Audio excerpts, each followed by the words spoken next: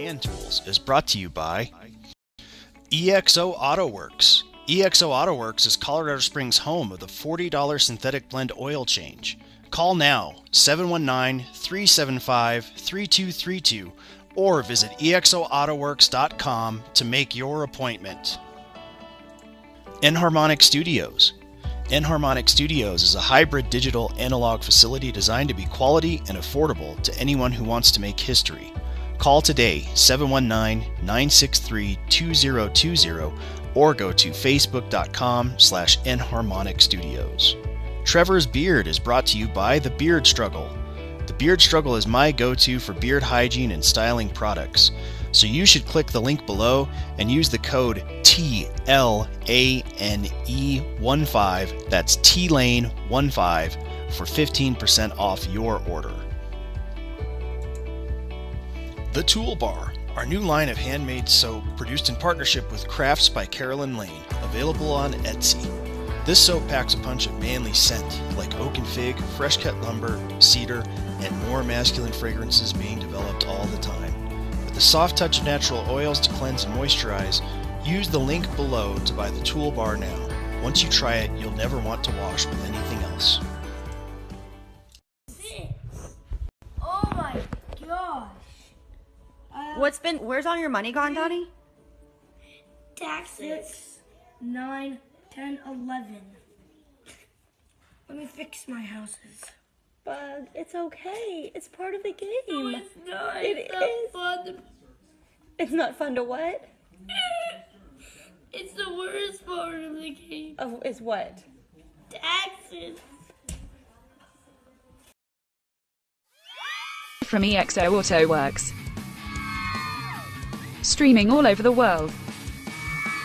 It's your weekly dose of toxic masculinity.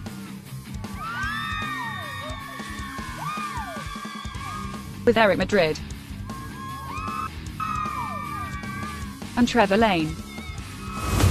It's Man Tools.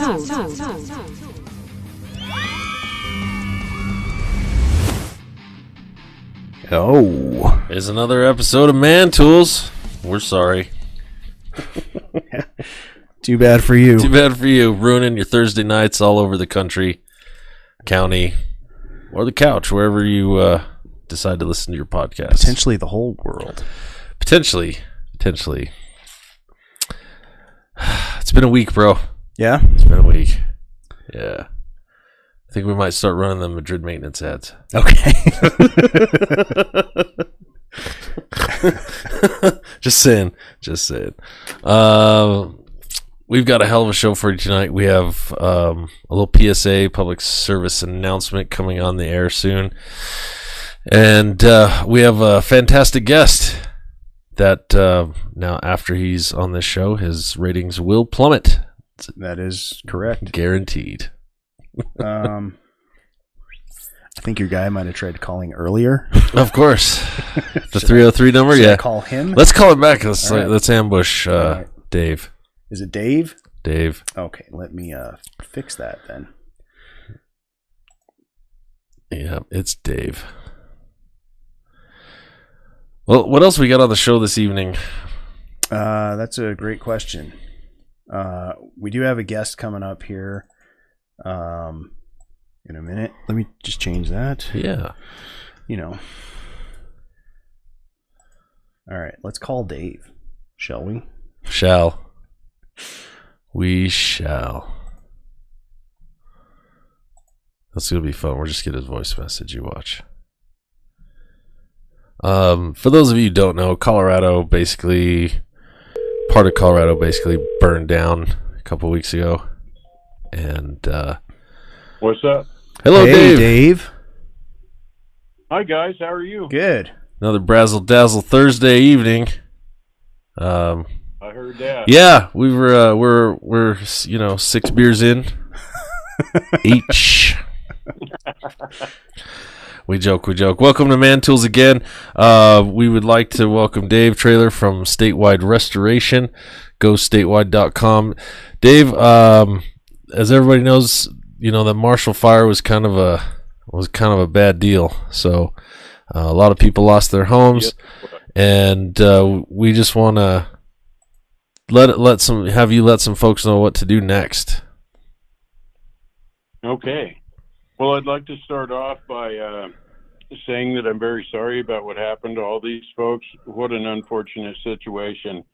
I think the final count is 991 homes that were totally destroyed and 170 some homes that were damaged. That is a lot of people out of their homes.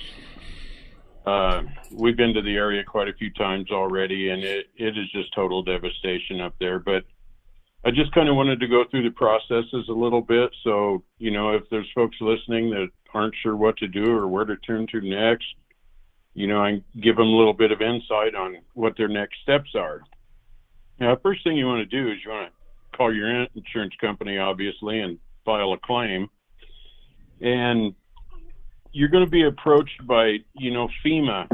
The first thing that's going to happen is the cleanup and scraping of properties if it's a totally destroyed home, removal of all the burnt items and things like that. And we've been hearing numbers tossed around that, you can opt in or you can opt out of this FEMA thing. And I've been hearing numbers tossed around that's like, if you opt in, it's $75,000 for FEMA and their crews to come in and scrape your property, down to nothing and prepare it so that a home can be rebuilt on the lot. Well, one of the problems with that is there's folks that have more insurance money than other folks do. And what FEMA does is they charge a pretty steep price like that. And I'm not banging FEMA at all, but they charge a steep price like that. And what they're doing is they're using the people that have more money to cover the people that don't, if that makes sense. Yeah. Socialism at work. Yeah. Yeah. And what the bad thing about that is too, is like I said, you have an option to opt in or opt out of that. I would encourage people to opt out of it. One of the reasons being is when FEMA, you're going to get a set amount. If your house is totally destroyed, 9 times out of 10, the insurance company is going to come out and they're just going to write you a check for the limits of your insurance, hand you the check, and they're done. Well, when FEMA comes out and they scrape your property like that, they scrape everything up. They don't care if they damage your plumbing, your electric, anything you have in the ground, things like that. It's all going to get scraped. If you opt out of that and have a company such as us, Statewide, a premier restoration for fire and water damage. We've done over $800 million worth of business in the fire industry. We were very active in the San Jose fires. And what we'll do is we scrape it, but we have people go out and we mark, with little flags like where plumbing is, where electric is, if you have a well, things like that, septic. We mark all that so that when the property gets scraped, that stuff doesn't get torn up. The reason we do that is because if someone goes in and scrapes it and tears that stuff up, well, that stuff has to be replaced out of your insurance money that you're getting. So that is taking away from the cost of actually rebuilding your home. The way we do it, it doesn't damage any of those things, and that money goes right back into rebuilding your home instead of trying to rebuild your lot with plumbing and electricity and sewer and everything else. Sure. So you got to be careful that, having somebody just scrape it and just scrape everything away. Yeah, and that's just one of the many pitfalls of not going with a professional and just trying to, do it yourself. Or and I know we're going to have you on again probably next week and talk a little bit more about the insurance side of it and how Statewide helps out folks that way. But you guys have, let's see here, we've got I think you just wrapped up an information session. Yes, we actually did 3 of them today. There's going to be 3 of them tomorrow and 3 of them on Saturday. Right. Today we were at the Marriott in Boulder. Tomorrow we will be at the Doubletree up on 120th and I-25. And then on Saturday, we will be at the Omni Interlochen. These are going to go from, tomorrow be from 4 to 7. And then on Saturday, it'll be like 2 to 5. And then we're doing another group presentation afterwards. If any folks, you know, if there's a group of neighbors that you have and would like your own presentation, or if you're just a single person and you'd like your own presentation, we're more than willing to do that. You know, no commitments or anything like that. We're just here to help, you know, and point you in the right direction. And one thing folks need to watch out for, guys, is whether you hire statewide, which I think you really should, because we know what we're doing. We've been around for a long time. But no matter who you hire, you want to make sure that they are a fire restoration company. This is not something that just your average Joe Blow construction guy can come and rebuild for you. One of the reasons is Statewide has the operating capital to get started on these jobs while the insurance process is going through. Your normal everyday construction company doesn't have that kind of financial backing. We do. So, you know, we're already in the process of acquiring materials for these things, acquiring permits, you know, because every day that goes by, your process is going to take longer and longer and longer, because every day the cities and the counties are getting hundreds of applications for permits. Yep. So the sooner you decide what you're going to do and get your permits in, the sooner you're going to get your permit, and the sooner a company like ours, like Statewide, can begin making you whole again. Yeah. If you wait a day, it's going to end up making it a week. It's basically what it boils down to. Anybody's ever worked with, you know, if you've ever tried to pull a permit for, you know, changing your light bulb, you know, just that takes forever. Goes to committee. Well, Dave, thank you so very much. We will see you next week back up on here, and have the other side of that conversation, some more information and helping these folks out up at the Marshall Fire up there near Boulder. So. Good luck, good work, and thank you so much for joining us. Remember, everyone go to gostatewide.com. Thank you, guys. Thanks, Dave. All right, man, thanks. Well, yeah, that's super helpful information, and it's so true. If you wait a day, it's going to take a month. Yes. Because of the mass volume of stuff. All right, well, on to the next. Yeah, let's get our guest in here. We'll slide right into this. Coming up, we've got Malachi from the YouTube channel Debunking the Right. How's it going, man? Say something so I can make sure that the audio is still working on our end. Yeah, can you guys hear me okay? Got it. Awesome. All right, so cool. Just give us kind of the high-level elevator pitch about what you do on your channel and, you know, that sort of thing. Sure. Yeah. So my goal with my YouTube channel is to just take some of the rhetoric that comes out of like the right wing and media, you know, certain public figures, and to take a look at it and see what they're doing, and to see where you can improve on it. You know, I think that it's important that people see some of these rhetorical tools. That way they can know how they're being informed, I guess is a good way to put it. Yeah. Or influenced. The long-term goal would be to actually get like some guests on my channel, so that we can talk, like mostly guests that I disagree with, I think is the important part, because I would like to see more discussions between people who can be like really cordial but also disagree about things and keep it really civil. I think that's something that doesn't happen a lot on But that doesn't mainstream. make for very good ratings either. I think your whole plan is just totally off kilter here. Well, it's like I think mainstream kind of news talk stuff, they go one of two directions. Either they're an echo chamber, or it's watch me get upset with this person from the other side and turn off their microphone. Yes. Oh, I own them. I owned them. Wait, what?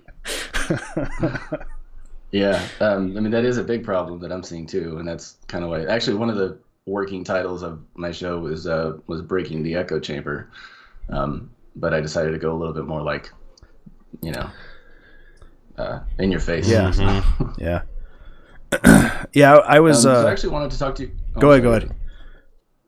Well, I actually wanted to talk to you guys about like some of men's issues. I mean, this is man tools, and you guys seem to have a lot of insight on men's issues. Yep, I have a lot of them. Yeah.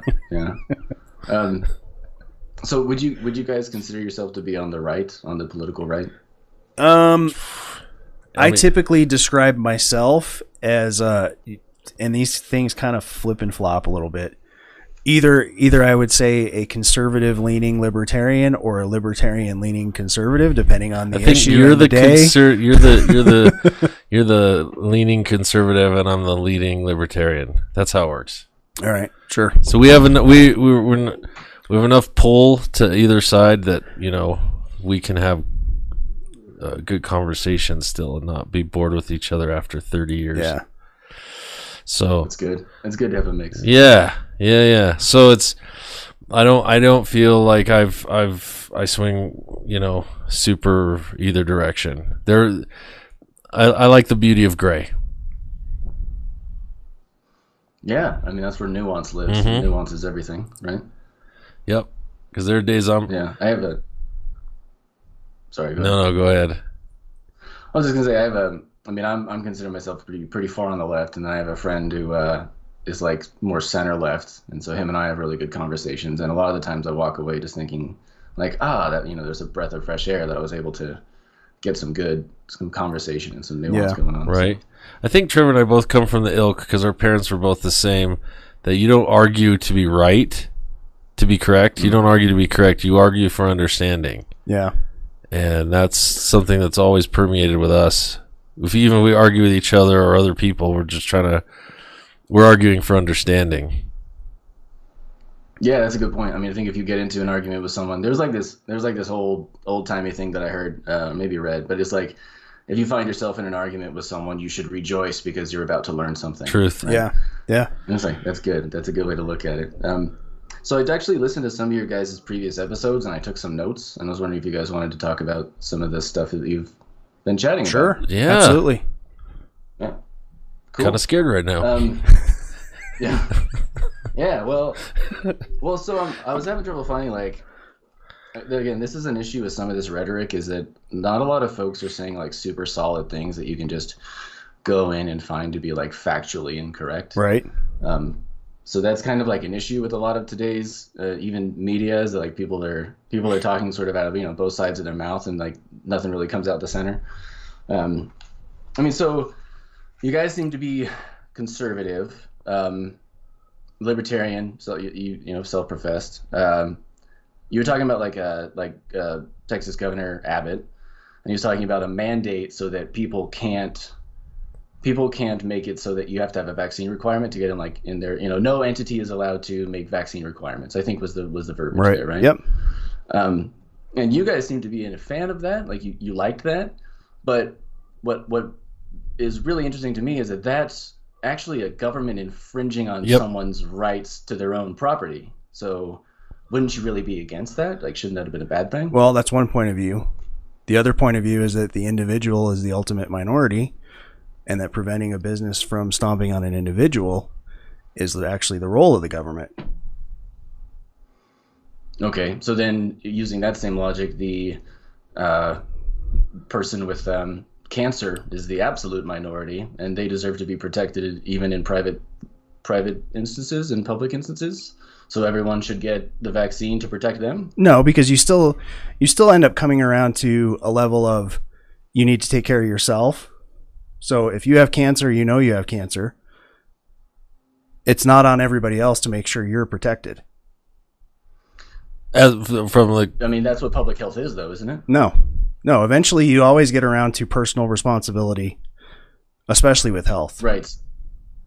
Yeah. So if you can't, I mean, if you have to go, everyone has to go to the grocery store, I imagine, unless you're like fairly wealthy and you're able to do like order all your groceries. Sure. No, but you're coming from the point of view that like the public should be the safest of all possible realms. correct.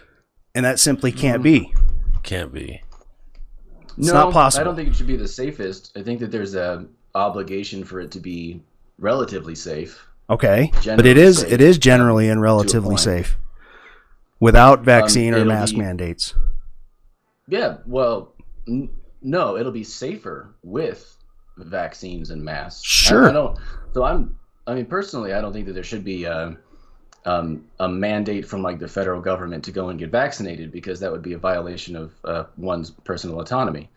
The problem is that the government is allowed to say who can go into, what sort of public spaces you're allowed to be in with certain, protective gear. They can say don't be naked at a public park, but they can't tell you not to be naked inside of your own private house, right? Yeah.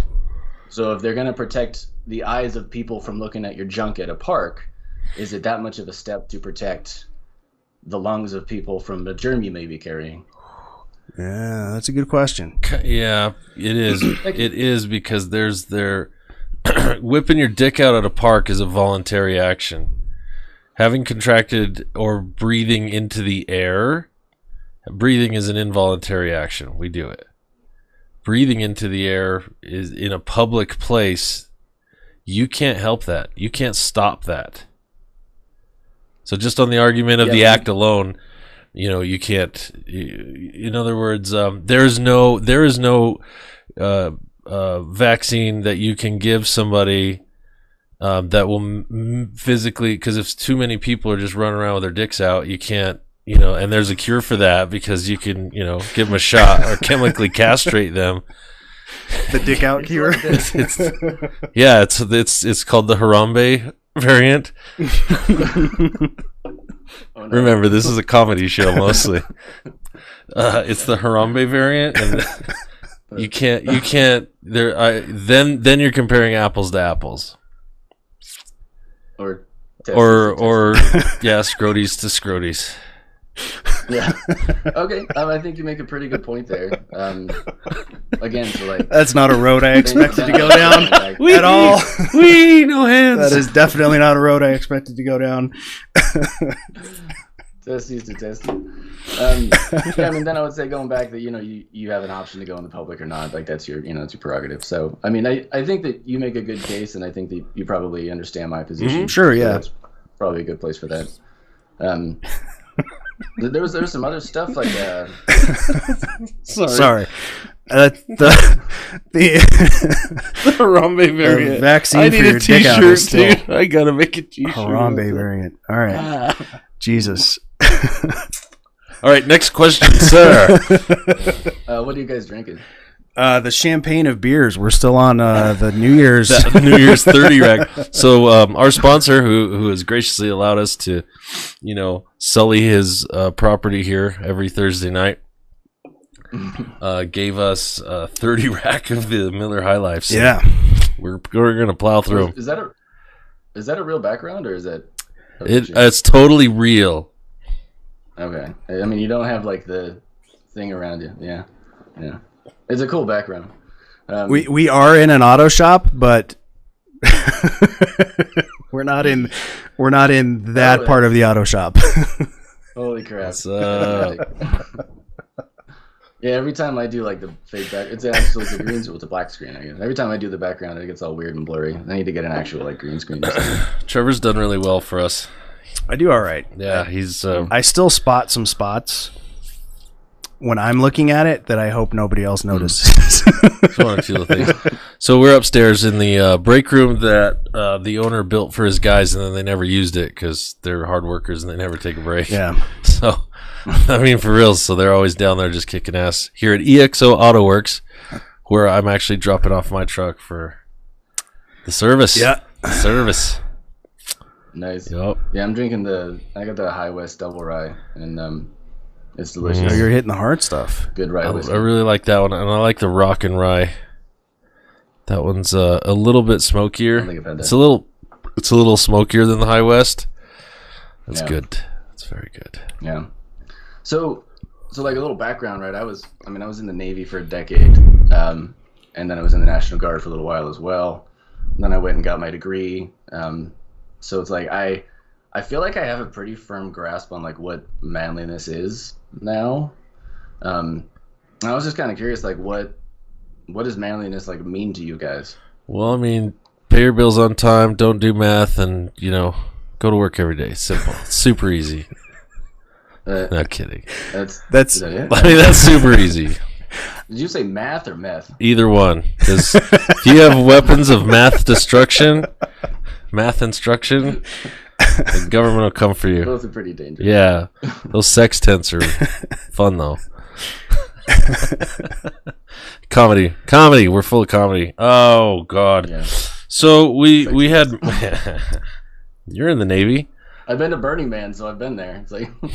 Okay, you were in the Navy. We got a Burning Man joke out of it. That's amazing. Yeah. Oh, geez, what is manliness? There is a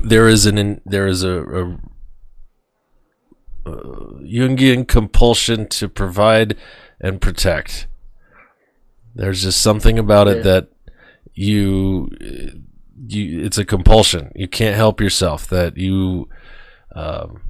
there's this drive to protect the tribe. Protect what you've invested in. Protect, whatever it ends up being. The weak. People are weaker than you. Even strangers. I mean, I've gone to jail for helping out people who were getting their ass handed to them, and then, stupid stuff. Just, I stuck my nose where it didn't belong, and I felt like I was right because, 5-on-2 is not cool. And I think, that's not to say that women don't also possess some of those qualities. No, of course not. But I think, we're painting with a rather broad brush. We have the 80-20 rule. There's that. It's definitely the 80-20 rule.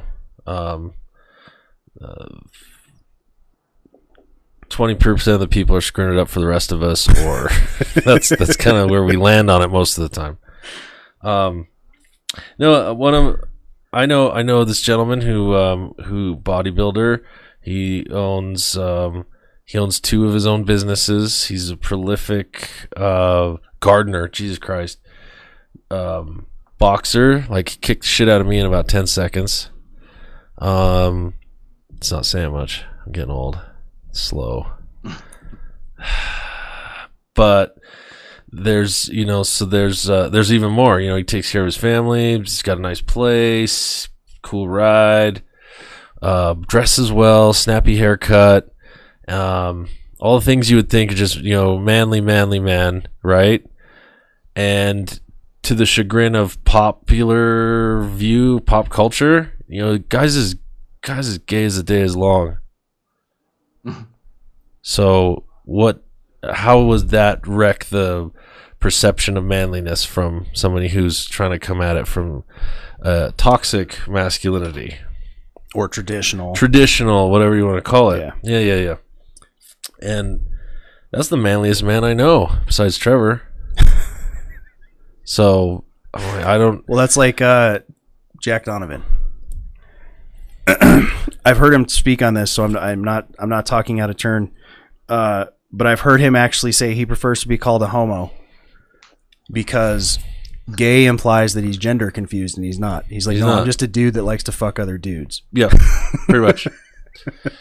Yeah, sort of the same thing happened with the word fairy when it got moved over to being like a slur. There was like a group of gay men who were like, we want to keep this word because we like it. Yeah. It describes us. So. Yeah, and his thing was it's just short for homosexual. Calm down. Yeah. It's not an insult. Yeah.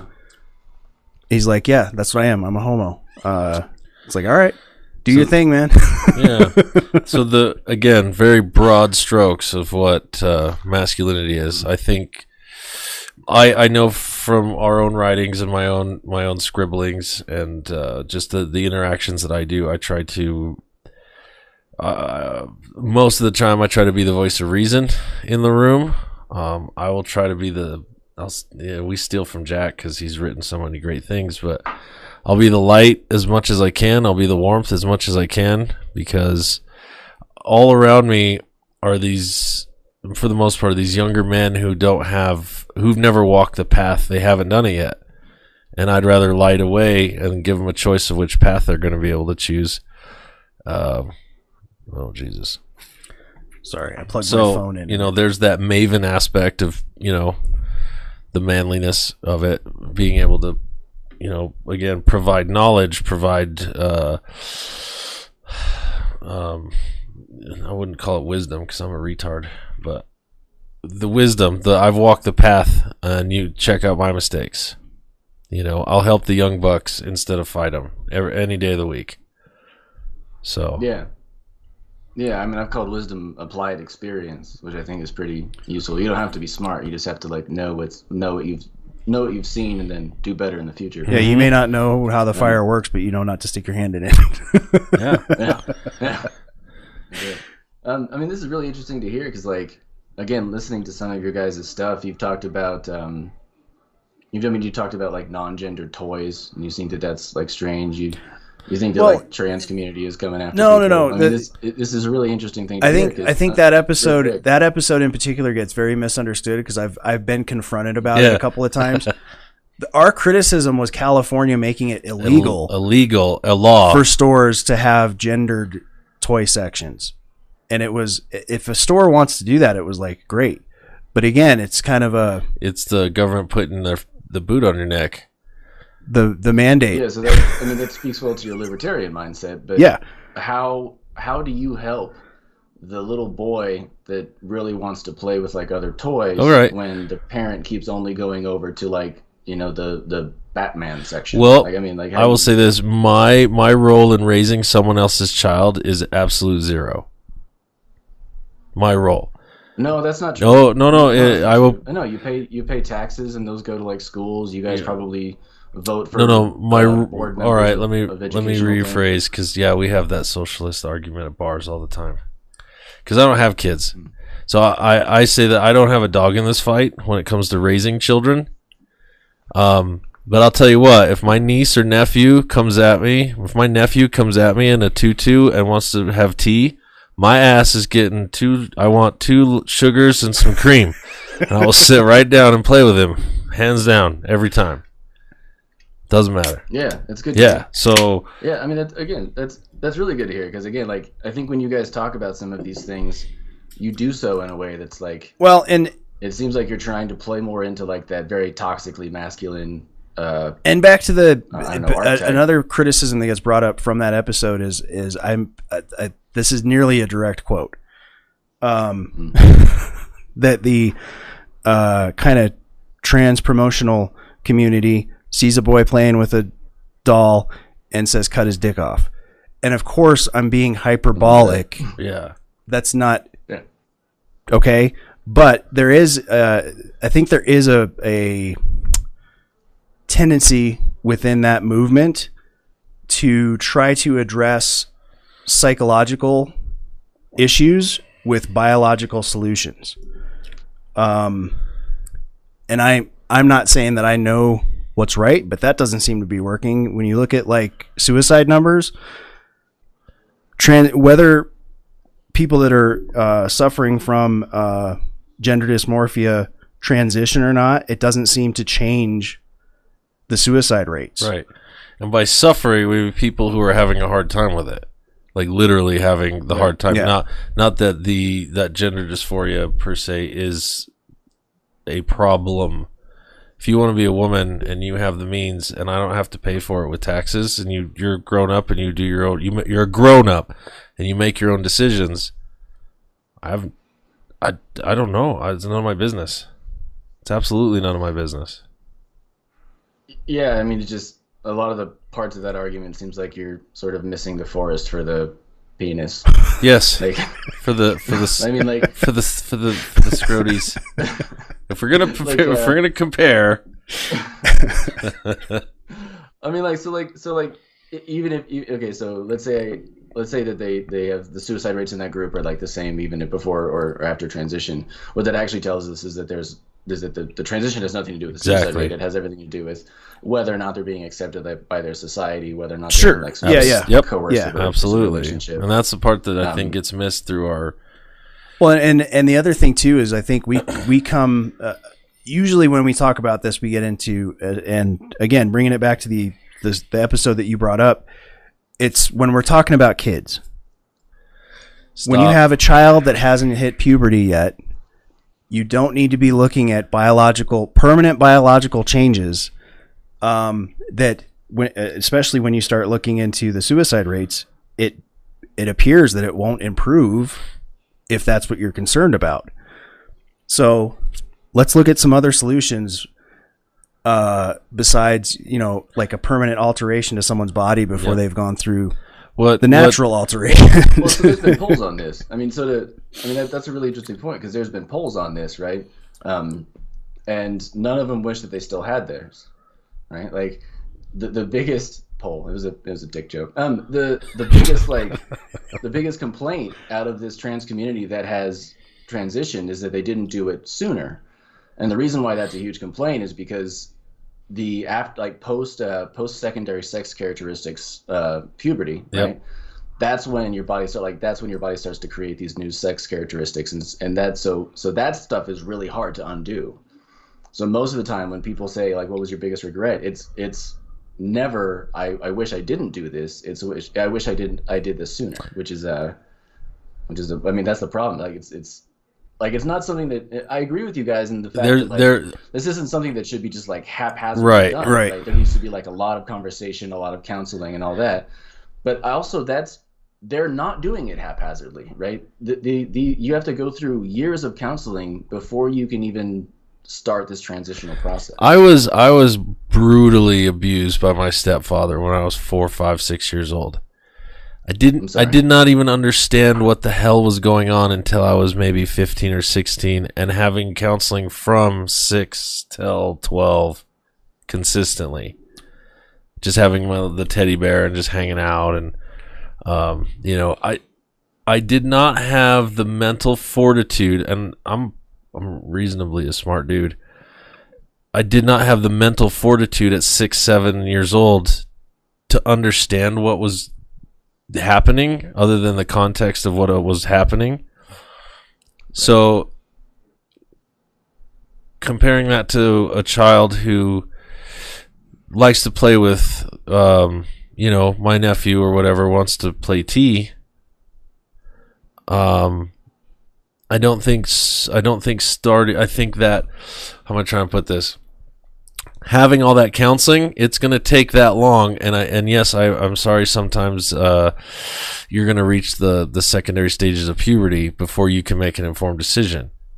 What I'm saying is, even being as clever as I was at that point, my mom wrapping the aluminum foil and telling her mom that's not an insulator, that's actually metal's actually conductive and it's going to make it colder and warmer faster, at 6, 7 years old. I don't think I would have been like, I need to transition. I don't think that is something that I could have wrapped my brain around, like just changing those two things. So maybe, when you see little Johnny playing with dolls, let him play with dolls. Let him figure it out, and we'll get the counseling started. But let's not jump to the conclusion of cut it off. Let's just not do it. Let's not go there right away. I think that was the main thrust of our. We missed the mark, I'm sure, because we were probably drunk. But that would be the main thrust of that. Another dick joke. That was a sneaky one, kind of like my thrust. So that's good. I mean, I think I agree with you guys on a lot of that. The thing is, like, now that I'm like in my 30s and puppy, I start to look at what my sort of manly assets are, right? I'm 6 foot, I'm about 200 pounds, I'm in decent shape. I view manliness. Go ahead and as brag. Go ahead and brag. I was there too. Look what's gonna happen to you, bro. It was not, just telling you. That's not an attack. That's not an 40 something. I'm 40 plus a lot of shipping and handling. It's gonna happen to you too, bro. Yeah, packing peanuts. Uh-huh. No, so it's like I view my responsibility as being like a man to like protect people who are like marginalized, minorities, people who are under attack by like mainstream. There you go. Right? And I think that's a good probably way to go. I think you were talking about Jung earlier, right? So you look at the Jungian archetypes, right? And then like, did you guys ever read it was like warrior? What was it? Warrior, king, magician. I think lover, I've read a book. Cool. Yeah, it's a good start. Yeah. You Trevor crap. This guy wrote about these archetypes, and he's talking like you see it all in you see it a lot like throughout history. Like these same archetypes come up. Like Jesus was sort of like a magician. You have what is some like King Arthur was a warrior, right? And a lover. You have all these archetypes come up, but then what he mentions is that you also have like a light and a dark side is what he called it, but I think that's just sort of like weird speak for you have like positive ways to do this and you have like negative ways to do this, right? So like if you're a warrior, right? If you're that archetype and you have like a positive way to do things, and you're going to use your strength to like help people, lift people up, that's why you're going to use your strength is to be like a good dude. And then if you're like a negative part of that, then you're going to use your strength to like bully and intimidate, right? Yeah. So we generally want to like find those archetypes in us and then like lean towards the positive. Like I think that's a good way to do it. I think if you were raised or if you, I don't even know if it's, I'm not old enough yet. I haven't seen enough to explain it. I just haven't. But I think if you're just your own natural like proclivities towards leaning towards the good or the light side, dark side. Let's go Star Wars for a second. I don't know if you're born with it or if the nature nurture thing. I'm just going to lean on that. It's a little bit of both, because I've seen it go both ways. If you've been bullied, you become a bully. There's a cycle of abuse and things that just it is a cycle. Then there are those people who break those chains and they say, I'm not going to be anything like, my stepdad, and it happens. It's such a, well, that's wisdom right there. Well, that's what that is. Yeah. And that's the proper application. And if you're like, again, if you're like 6 years old and you just say, I know that I'm not ever going to do this to somebody else. And I know that I need to have somebody, and there's nobody, and you become that somebody, and then you do it for other people that you don't even know. It's not, there isn't, and you're not doing it for reward. It's an interesting, it's a compulsion. You're not looking for accolades or rewards, plaudits or praise. It's just something that you do. I'm not gonna lie, I beat the shit out of a lot of bullies that were just fucking with kids in middle school. It just happened. I'd be in high school, I'd be driving around, somebody's beating up some little kid. I'm like, fuck it, get out, boys. We're gonna beat some ass. Where were you in my high school, man? Dude, I was the kid getting beat up in middle school. And then all of a sudden, it was like, somewhere around 8th grade, I shot up like, 7-8 inches. That gross yeah, I was 6'1" in 9th grade dunking basketballs, and I finally like hit my mark. And I'm like, nope, this isn't gonna happen to somebody else. Especially my younger brothers. I was like, you don't get to bully him. I'm the only one who gets to fuck with my. Yeah. Well, thanks for sharing that, man. I appreciate that. So my thing is like my dad was an alcoholic, and so now I'm having a whiskey, but I have one whiskey. It's like it is the applied experience of things that happen to us. We're able to see the mistakes of other people and be like, I don't want that. I don't want to be like that. I don't want that in my life. So that's a good thing. I really appreciate that you guys have been able to like clear up some of your stances on this, because I think when you guys are so raw and unfiltered, some of it might come off in a way that you don't intended to. Sure. Yeah. Sure. And I've mentioned a couple of times, most of the time, especially with the really kind of out there statements, they're meant to be taken with at least several grains of salt. And a lie. There's a dose of hyperbole, like, we're trying to the absurdity is intentional. Yeah, and I would rather I be if that was fun too, because I get hate mail on Tuesdays from so many women. It's a blast. If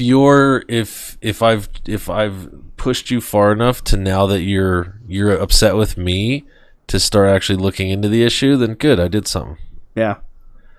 If you're upset at me for making a joke, then you maybe you'll actually research why this kid got his dick cut off, because his mom is living vicariously through him and wants a daughter and well, yeah, that's Well, we can do the attention seeking parent thing wants can be to an issue too. Yeah, I mean, I vividly remember that. It looks to me like, and I've dealt with people a lot, and I know a few women that use their children as leverage or use them as attention for themselves, and it is what it is. Yeah, there's an element of, I think all parents have an element of vicarious living. But if we lean towards the good side, it's vicariousness in that I never got to go fishing and hunting and, living every day, or whatever that song is. I don't know. Not as opposed to I was never the captain of the cheerleading team, so you're going to be the captain of the cheerleading team. Yeah, exactly. Yeah. I mean, I've seen Bring It On. Cheerleaders, even male cheerleaders, are really hot, so that could be cool. I mean, yeah. I remember, what was that thing we did? We had that dance class, and I remember those guys are giving me shit. They're like, oh, man, you're a bunch of you're a fag, you're going to dance. I was like, all right. I'm the only dude, and there's 15 chicks in here, and they're all cheerleaders and hot. Am I really a fag? Seriously? Oh, no, I planned this. I couldn't get into band, so I'm going to do this. So I mean, now that we've cleared up manliness, maybe we can tackle like socialism and stuff next time. Yeah, that's my favorite bar. That is my favorite. It used to be my favorite bar argument with when I was when I was your age. That was a bad word. The S word was a bad word. Bad word. Super bad word. So 15 still is in a lot of circles. 10, 11, 12, 15 years ago. That was a bad word. That's because people don't know what it means. No, and they don't understand that pure socialism as an economic and governing body doesn't work. Purely, it just doesn't. Well, no, but no one's advocating for pure socialism. Right? In America. Ding, ding, ding, ding, ding, ding. Yes. But I mean, that I don't want to say no one. Like, I got a friend who right? I mean, so most people are not. Well, they have a. The people that know what it is. The people that know what it is, and they're on the top. They also can't delineate do the distinguishment between communism and socialism. Most folks can't do that. Yeah. But my favorite bar, this guy was sitting around with the old place I used to run sound at, Murray Street, many years ago. It's this old guy sitting around, fucking socialist this, fucking socialist this, socialism, just throwing the word around and just being drunk and an asshole. Which is fine because you're there spending money, and I'm employed there, so I didn't care. Until he sat next to me, and I was off my shift, and then tried to tell me how the world worked. And he's just fucking socialist, Mr. Obama, blah, blah, blah, blah, blah, Obama, socialist. I was like, yeah, man, that's cool. So totally anything socialist is bad. Yeah, fuck those motherfuckers. Blah, blah, blah. And I said, okay, cool. Hey, man, you got kids? Yeah, I got kids. It's like, yeah, he's showing me his kids. Well, I baited him for like 10 minutes. And I said, so they in public school? He goes, yeah. I'm like, cool, you're a fucking socialist. And I'm paying for it. And I'm helping you pay for it. I own a house here in town. Yeah. He's like, wait, what? What? I'm like, let's just go have a cigarette. Chill out, bro. Just relax. Yeah, I bartended my first couple of years of college, and that was when like right as Trump won, and I'm a liberal. I mean, liberal. I have good reasons for it, and people would come in, and it's really hard because on one hand, like I want this regular to tip me a lot, but on the other hand, like I cannot listen to more Trump rhetoric, even when it's like stuff I disagree with. Well, it's so hard. You have to look, because I owned a bar, and those guys with red hats would come in, and I'm like, oh man, my rap dudes are all the rap guys are gonna come in and start DJing and stuff in about an hour. So I'd just try to hustle them and get them drunk and get them gone. Like it's gonna be a party tonight. But it's one of those things where you have to look at it like you're talking to somebody about religion, and I don't understand when political figures now have become rock stars and deities that we have to just like be all about them. I'm like, can't we go back to they're public servants and they're there to do a job. There's a cult of politics that's just bizarre to me, and I'm like, can we go back to like loving Eddie Van Halen and Steve Vai and like Tawny Katane dancing on the car? That's way before your time. Sorry, bud. She was married to Jose Canseco for a while. It got weird. No, I totally agree, man. Like, it is strange because these guys, I mean, you're right. They are ultimate public servants, right? That's their job. And yet for some reason, like, people take like small things that they say on Twitter and like blow it up and stuff. And it's like, I really don't care about that. What I care more about is like how they vote. Well, and then these, because you're supposed to vote the way I want them. And they're not, even though now you're worshiping them. And I use you as the proverbial you. You're a big Trump supporter. And, oh, my hero, my guy, my da-da-da. And I don't know why I do the redneck voice, but it just fits. I do, too. They're taking their jobs for Trump. Yeah. And you know what? I don't really care for Biden either. He's ineffectual in most things, and I'm sorry, but he's as the British would call it, he's past it. Yeah, I mean, progressive liberals like myself actually don't really like him either. But people are like, "Oh, you like Biden?" And I'm like, "Well, I voted for him. That doesn't mean that I like him." Yeah, I was voting between a turd sandwich and a fucking douche. Like, that's all. Yeah. If that is again, there's for probably a topic for another show. We only have two people that we can vote for. Everything else is just a joke, and we don't really take them seriously, which I think is pretty shitty. But then you bring up ranked choice voting, and people like either don't know what it is or they absolutely hate it for no reason. Yeah, yeah. And it's like, wouldn't you rather be able to like say who you like the most, right? Do like sort of like the Bachelor version, I guess. That's what I used to make this joke when I was in high school. Like, why do we have 50 contestants for Miss Universe and only 2 dudes duking it out for being president? Well, then you have I don't know if you're familiar with. Miss Universe is more important. I'm pretty sure they're called free and equal elections. Free and equal. Yeah. There's a group that's trying to. Their thing is that every debate should have all of the candidates that are on the ballot, right? So, like here in Colorado, a few years ago, we had an election for governor. They invited everybody that was listed on the ballot. So you had the libertarian guy, the weird independent guy, the guy that was not invited because he wasn't on, like, I guess a couple counties didn't put him on the ballot. So he was there holding up signs saying, I should be able to debate. They even let him hang out for a minute. Yeah, they did. They kicked him out after, but, like, you're not on the ballot. They had the Green Party dude.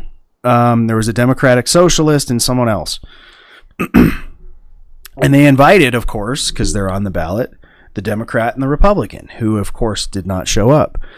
And I find it hilarious because typically, especially with the presidential debate, their argument against being able to do something like that is, well, that's just too many people. But then you watch debates during primaries, and there's like 16. And they've got like 15 people up there. It's like, what do you mean? What are you talking about? What are you talking about? There's plenty of room on that stage for everybody that's on the ballot. Well, it's a private. I mean, isn't it a private? Like, it's not a. I mean. Are you saying government has been privatized? Yes, I believe it. Yes. The debates are not like a government thing. So right? They're you can't vote to how the debates go. You're right. It's one of these weird collusion. It's kind of like the Federal Reserve. Yeah, where it doesn't. So it's part of the government, but it doesn't. But it's not. It's all the television stations have decided that they will go with whoever the Commission on Presidential Debates says can be in there. And the Commission on Presidential Debates is made up of a bunch of Democrats and Republicans that say, okay, it's going to be the Democrat and Republican, unless we say it's not, and then we let Ross Perot get up there. Yeah. Fair point. You know what I mean? Like, it's and their criteria, they don't really have a legitimate criteria for who gets to be involved in those. You know, I got grounded once, and my mom said, because I said so, and it kind of feels the same way. Why can't we hear from work? Because I said so. Because I said so. So I'm not a parent, but I have like a firm rule that when I become a parent, which I might actually break, but my thing is like I will never say do what I say because I said so, because that teaches my child to like just follow directions and not think for themselves, you know. That's and I feel like that's something that a lot of people have missed. Nope. That's a good rule to have on paper. Yeah, but I'll give you. But I'll tell you in practicality, speaking as a parent, eventually you'll break that rule because there will be a time when you're just like, look, just shut the fuck up and do what I said to do. Now that comes. I mean, that comes. Not maybe not that harshly, but you're like you do get to a point with kids sometimes where it's just like this is what needs to happen. Stop arguing with me. His comes from a point of patience, right? Lack thereof, or just run out. I'll give you another bit of advice for having 8 to 10 employees. Sometimes I just don't have the time to explain all of the minutia. I just need you to dig this hole because there's so many things that are I'm just whatever. I need you at a bar. That seems like a weird. No, I own yeah, because you got to poop somewhere, especially the parking lot. No, I lost my bar. That was my retirement plan. Oh, I'm sorry. Yeah, we bought it in 2019. I had a remodeling and construction company and took that savings, and my buddy and I bought a bar, and we were going to be like, all right, cool. And then in March, just all went to shit. Yeah. But I had a bunch, having employees and telling myself don't do it. I'm never going to tell these guys just do what I say. There are days when I just legitimately do not have time to explain that. If I need you to do this right now because I have the dumpsters coming in 45 minutes, the framers are going to show up tomorrow morning. The inspector needs this stupid ass thing. I already argued with him for 50 minutes with the city inspector, Pikes Peak Regional Building, and he totally fucking pissed me off. So I've done it. Just do this. Yeah. Well, what? That's why you're a libertarian. You're a small business owner. I have cultivated some really good relationships with some of the people who work there, and there are days when they drive by that if I'm on the job site and they pull a permit, they're like, oh, my track record is shown. They drive by and they're like, this is your inspection. I'm like, laters.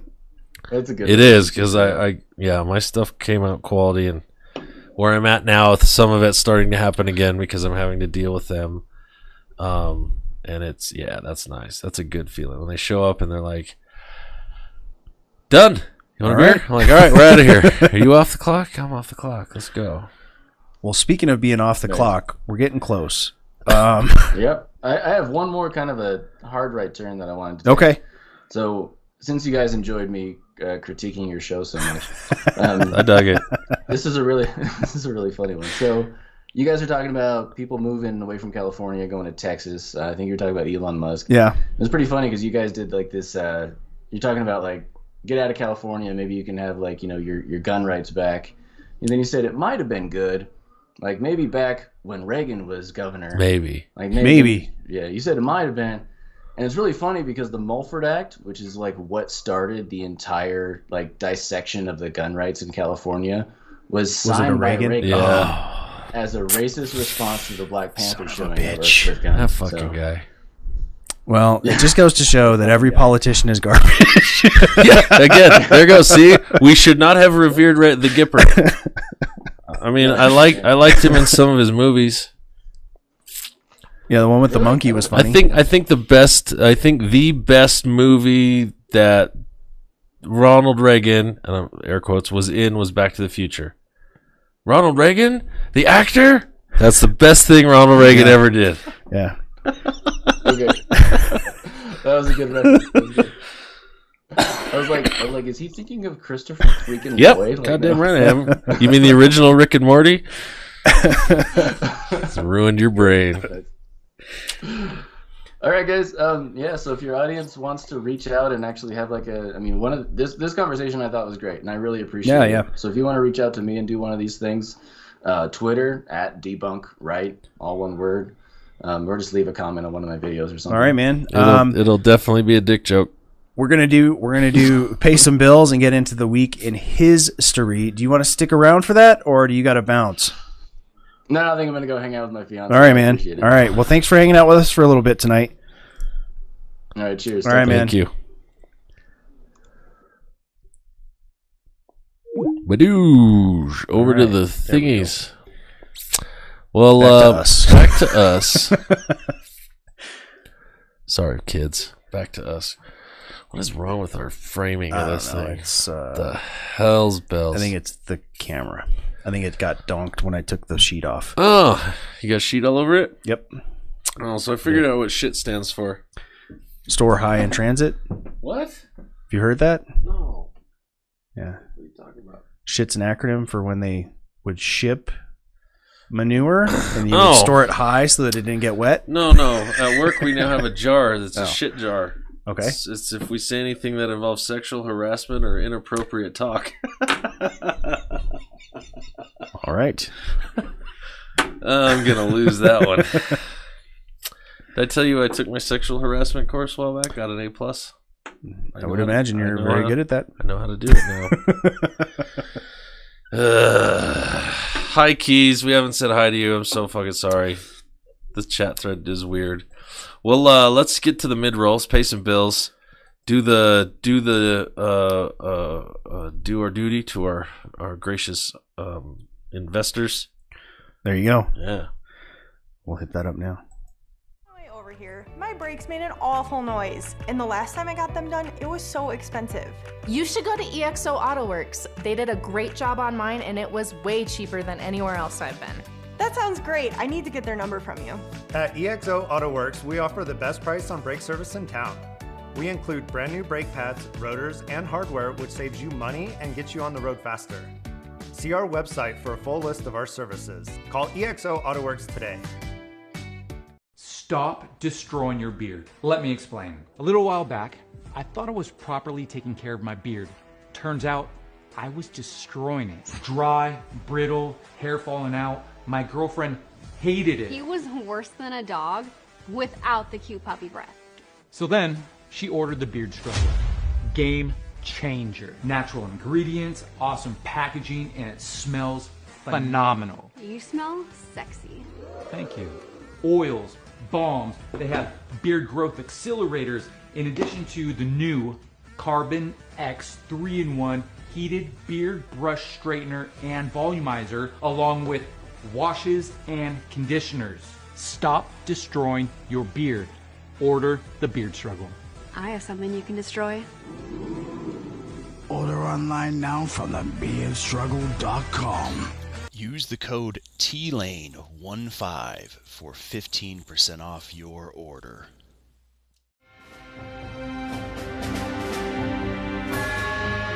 Comes to his standing in the gutter, spinning right through the roof. The first on the flank, the other started. It's fired.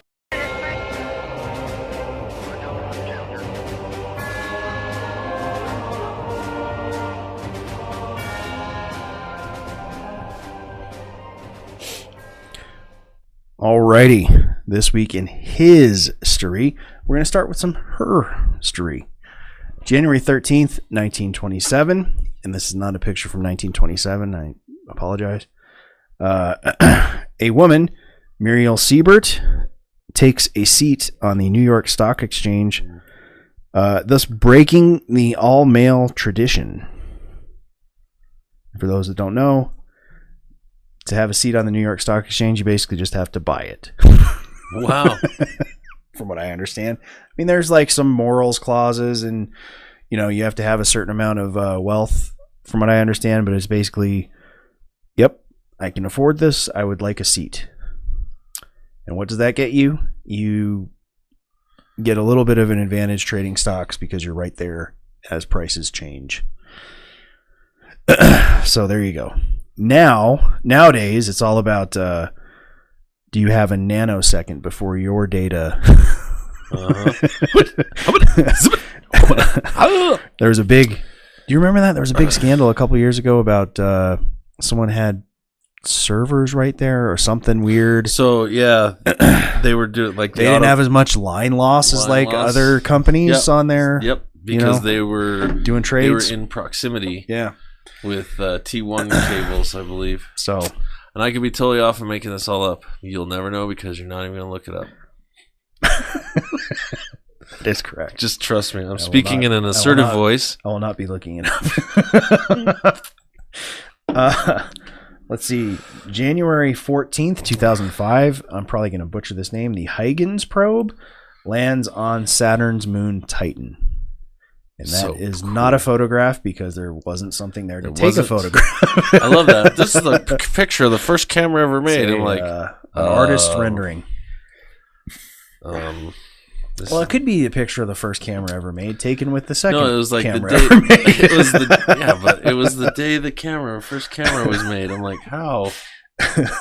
And Abraham Lincoln was a vampire hunter. So, let's see, January 15th, 1920.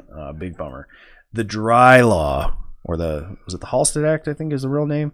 Went into effect in the United States, and selling liquor and beer became illegal. So you can see there's a store advertising it's like the last call forever. Yep. Hurry up. Forever. Get in, get what you can get. Trying to look at prices. I see something for $1.75, but I can't tell what that is. Yeah. I don't know. I don't know. They wrote in cursive back then. They did. Well, it's not even quite cursive. It's like, I don't know what that is. Some weird font. I don't know, but that's expensive. $1.75 in 1920s money? Yeah. That's expensive. It's a nice hooch. Considering that the big Supreme Court case that everyone points at for vaccine mandates are legal, the dude paid a $5 fine, which is the equivalent of $150 today, and then was done.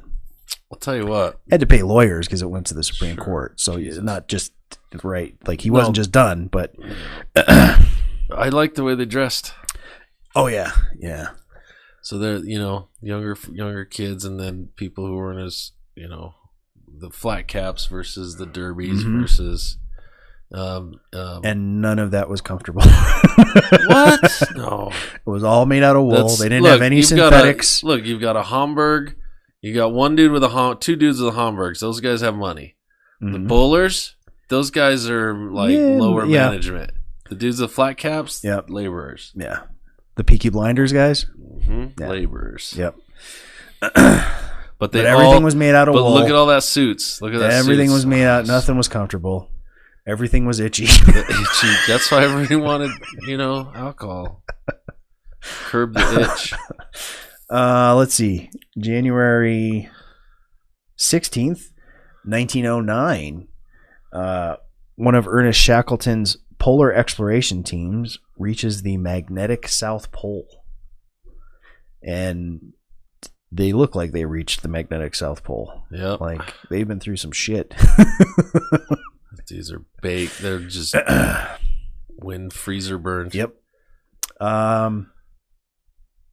Let's see. January 17th, 1893. Queen, I don't know how to pronounce this. The Hawaiian monarch is overthrown by a group of American sugar planters led by Sanford Ballard Dole. Of course, now famous as the Dole Produce Company. So, this was kind of the first step towards Hawaii becoming a U.S. territory property thing. Once the sovereign was out of the way, it became pretty easy to just go, this is ours. Yep. Similar stuff happened, in a number of places. One that sticks out in my mind is if you've ever seen the show Deadwood, in Montana that technically belonged to the Indians, Native Americans, whatever you want to call them. And the settlers that illegally just went in there knew that the army wasn't just going to let them be slaughtered.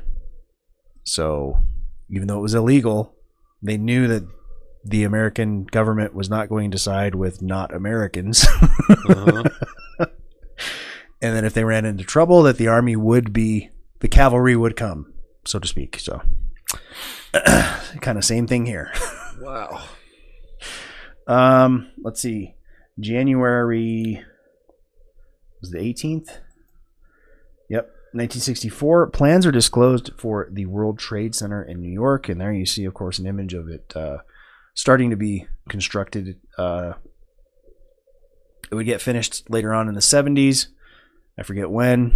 There's this rather humorous documentary about this crazy guy that did a tightrope walk across between the towers. Oh. And he's French, so he's really weird. You'd have to be a little weird to do that to begin with, but his Frenchness somehow makes it even weirder. And finally, this week in history, January 19th, 1783, William Pitt, known as Pitt the Younger, becomes the youngest prime minister of England at the age of 24. And of course, because I like to take the piss, that's an image from the show Blackadder, where he is literally a child. You're hilarious. And is frustrated because he was elected prime minister right in the middle of his exams for school. It's rather unfortunate. I've become prime minister right in the middle of my exams. And yeah, so that has been the week in his story, and that brings us also to the end of our show. Sounds good. Well, everybody, hopefully, lyrics. I feel like one of those lead singers that needs an iPad. There's a lot of those now.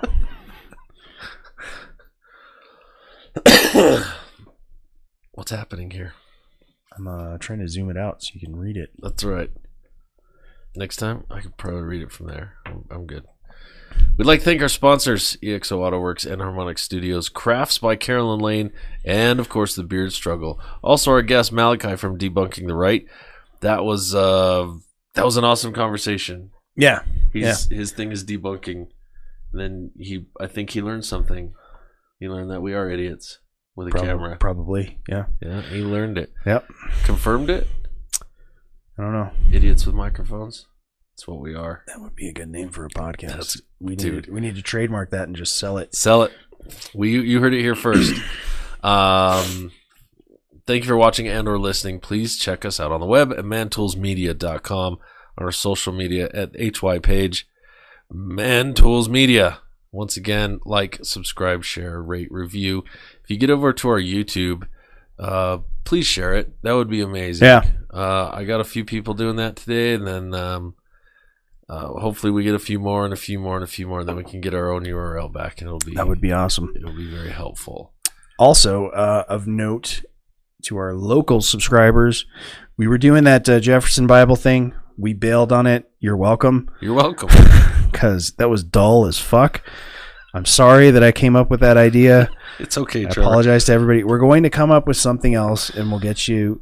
Of course, we'll at the very least meet the obligation we've held ourselves to do one video a month on locals. So we'll figure out something, and we will come up. We'll get that out before the end of January. Yeah. I would like anybody watching or listening to suggest a fucked up movie for us to watch, because our good friend Brad he's going to come on later in the month, talk about how to do your insurance. Okay. Homes, house, life, all that jazz. And then we're going to keep him afterwards. We're going to do Mystery Science Theater. Mantools at the movies. 1000. Okay, we can do that. we can find. I'm sure I haven't we can been find able something. to talk to you yet today. Okay. But yeah, I think that'll be fun. All right. It's going to be sweet. Thank you, everybody. Good night.